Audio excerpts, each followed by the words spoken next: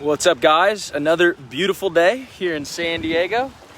You just can't complain, honestly. But one of the things I wanted to talk to you guys about today is something I talk about a lot to my friends and people in my life, and now you guys are a big part of my life, and so you guys are going to get a little bit of that same information. But one of the things that I talk about when I'm referencing trading or investing or markets, a lot of my role models also like to really talk about it. It's that the best way to learn about markets is just to consciously experience them and reflect on those experiences every day. And it's really hard to put into words, but I'm going to try to right now because I've lived through many bull and bear markets and traps and all sorts of different stuff because we're going to be talking about what a bear trap is today. And the idea is that you need to start to get a feel for them in real time and not just in retrospect. So a lot of traders are always kind of like looking and doing retrospective calls, but that's one thing. But to be able to be trading the market and see something unfolding in real time is where you get the power. So the longer you're paying attention to a particular market, you really get familiar with its character, right?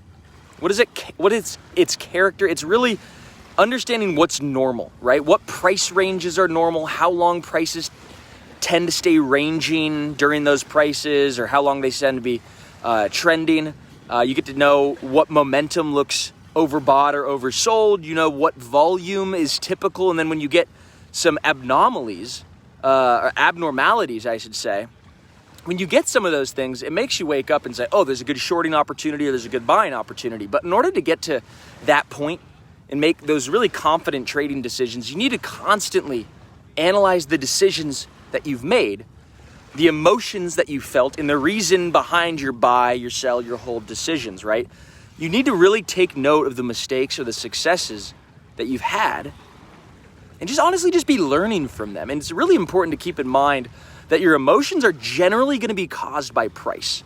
So you need to take note of like what price you start to feel is shifting in your gut. Because when that happens, you know a local top or a local bottom is probably nearby, right? So it's a natural and it's a common feeling when your back is pinned up against the wall, you're down big, and you start really thinking irrationally, right? You stop thinking logically and you go into a primal fight or flight survival type mentality, and you think, if this drops another 25%, oh my Lord, I'll be ruined. So then you typically sell, but you wake up the next morning, you find, I'm sure everybody's done this, that price didn't drop that extra 25% that you feared. It has actually run up beyond the price you sold. And you end up buying back higher than when you feel like, you end up buying back higher because you feel like the coast is clear, but you actually just made a bad trade. Well, there's actually a name for this pattern. It happens time and time again in bull markets, and it's called a bear trap. So in the simplest terms, a bear trap is a false sell signal. And a bear trap really tempts people into taking a pessimistic short-term view of the market. In fact, it oftentimes tempts very prominent long-term bulls into becoming short-term bears, again, only to find themselves buying back into the market at higher prices. But in technical terms, a bear trap consists of very bearish price action, right? Lower prices and high volume selling that occurs right near long-term support. And then that support holds and the volume stops coming in and price starts to trickle higher. That is quite simply put what a bear trap looks like. So pause it, rewind, look for those patterns on your price charts. You could always find bear traps when you see and pay attention to how volume is flowing in a market. And when volume peaks out, right, and there's this euphoric blow off top, and then price starts to stabilize, or on the flip side, there's a capitulative dump, right, a climax low, and then a stabilization, you pretty much know that the bear trap is coming to a close, right? Or you're in the middle of a bear trap and it's on its way out. And all the volume that people are seeing, right? This is representative of a lot of people being caught in a bear trap. So the higher the volume, the more people caught up and the more people that got ejected from their position, the more people that were tempted into selling. And that's good. If there's a lot of people, a lot of volume at the bottom of the bear trap, it's good if you're not one of them, right? Because the higher the volume, it's indicative of an increasingly volatile and emotional market ahead. You guys need to remember that volume is the fuel for higher prices. price tends to reverse after, again, like I had mentioned, that extremely high amount of volume. Once that volume pours in, price tends to like trickle back down or trickle back up, right? Go the opposite direction of where that volume was coming in from. And again, the more volume that's formed at a base, you know, the more people that are caught in that bear trap, the greater of the magnitude that price markup can be. And again, those who are selling in bear traps obviously don't realize it is a bear trap. They're just genuinely betting that the consolidation that they're trading, right? If they're in a range, whatever, they're betting on lower prices.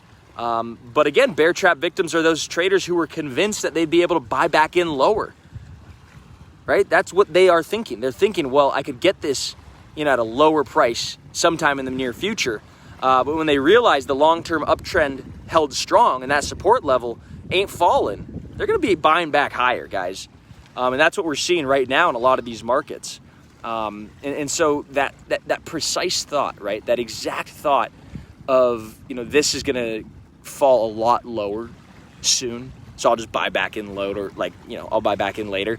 You know, that's the bait that gets the bear trap, right? Like that is the bait. That exact thought of this is going to be lower soon, so I'm going to buy back in far lower. But you got to have these notes, these mental notes, when they do cross your mind, because odds are, guys, you know, many other people feel the same way, right? Many other people, when prices fall, are getting scared.